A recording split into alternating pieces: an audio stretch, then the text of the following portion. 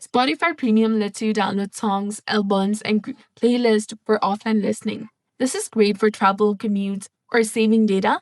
Downloaded music is stored on your device and playable without internet. Here's how to download Spotify songs. First, you need to get the Spotify Premium. So open your Spotify application, log into your account, and pick what to download. Downloads are only for premium users. Free users can only stream. Now find the playlist or the album or podcast that you want to save. Once you're there, add them to your playlist or tap on the three dots and add it to other playlist. You can also add it to your library. On the playlist or album page, find the download button, which is a download arrow, and tap on it to start the download.